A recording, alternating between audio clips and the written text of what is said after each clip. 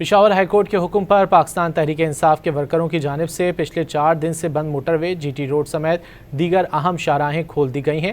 اس حوالے سے مزید جانیں گے ڈان نیوز کے نمائندے عارف حیات سے۔ عارف بتائیے۔ جی بالکل، پشاور ہائی کورٹ کے احکامات کے بعد خیبر پختونخوا کے مرکزی شاہراہیں کھل گئیں۔ خیبر پختونخوا کو دیگر صوبوں کے ساتھ ملانے والے جتنے بھی مرکزی شاہراہیں ہیں تو وہ پاکستان تحریک انصاف کے احتجاج کے باعث وہ بند تھی، اور تقریباً گزشتہ ہفتے سے وہ لوگ دھرنا دیے بیٹھے تھے۔ گزشتہ روز پشاور ہائی کورٹ نے آئی جی اور چیف سیکرٹری خیبر پختونخوا کو طلب کیا اور ان سے ان تمام شاہراہوں کی بندش سے متعلق رپورٹ بھی مانگی گئی، اور ان سے کہا گیا کہ جلد سے جلد تمام راستے جو ہیں تو وہ کھول دیے جائیں۔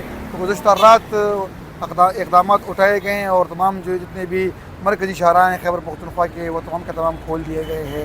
یہ تمام راستے جو ہیں تو وہ خیبر پختونخوا کو دیگر صوبوں کے ساتھ ملا رہے تھے، اور احتجاج کے باعث شہریوں کو کافی مشکلات کا سامنا کرنا پڑا تھا۔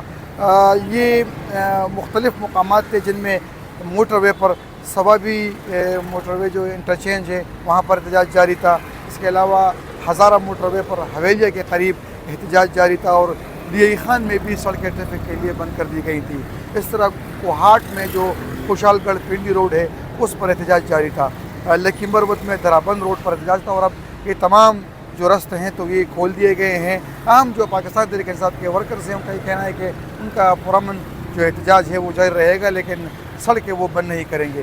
آج سے خیبر پختونخوا کے تمام سڑکیں جو ہیں تو وہ کھل گئی ہیں، اور اس پر ٹریفک جو ہے وہ رواں ہے۔ جی عارف حیات، بہت شکریہ ان تفصیلات کے لیے۔ پشاور ہائی کورٹ میں پی ٹی آئی احتجاج کی وجہ سے راستوں کی بندش کے خلاف دائر درخواستوں پر ایڈوکیٹ جنرل شاہ فیصل نے رپورٹ پیش کر دی۔